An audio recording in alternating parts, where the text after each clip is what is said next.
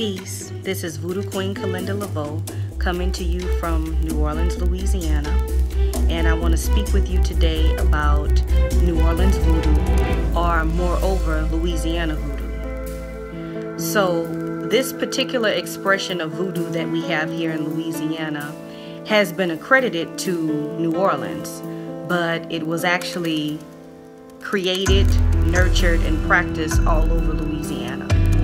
And we'll also find out that this particular expression of Voodoo was also practiced in regions outside of what we presently know as Louisiana. So you may have heard of Marie Laveaux, voodoo dolls, gree bags, voodoo queens dancing with snakes. All of these things pertain to voodoo in Louisiana. So voodoo came to Louisiana by way of the transatlantic slave trade, and it came directly from Western and Central Africa. We had enslaved Africans who were Wolof, Bambara, Akan, Igbo, Fan, Ewe, and Congo, just to name a few. This particular expression of voodoo is heavily Ewe and Congo influenced. So when our ancestors got here, they were forced to make a way out of no way. They didn't forget everything that they knew. They did not abandon their traditions and their culture. They continued to communicate with their ancestors, our ancestors. They continued to communicate with the divine forces of nature.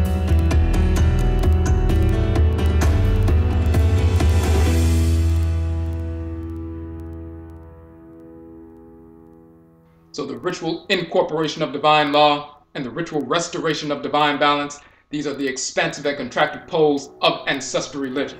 That goes for our ancestral religious practices in ancient Khanit and Kemet, and how they were manifest and are manifest throughout the continent of Afuraitkaitnut in varied expressions, variegated expressions such as the Akan, Yoruba, Bakongo, Ewe Fon, Bassa Fula Fang, Maasai, Bambara, and into North Central and South America, the Caribbean, when we were forced into the Western Hemisphere during the Umusuo Kessier, the Great Perversity, the enslavement era. We maintained our ancestral religious traditions. In North America, Hoodoo is the Akan tradition in North America. Juju is the Yoruba tradition in North America. Gris is the Bambara tradition in North America. Voodoo is the Fon and Ewe tradition in North America.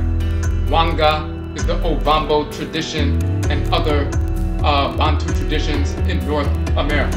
And of course we have OBL, which is the Akan tradition in Jamaica, Bunti, which is the Akan tradition in South America, Lukumi, the Yoruba tradition in Cuba, and so forth. So we maintained our ancestral religious practices.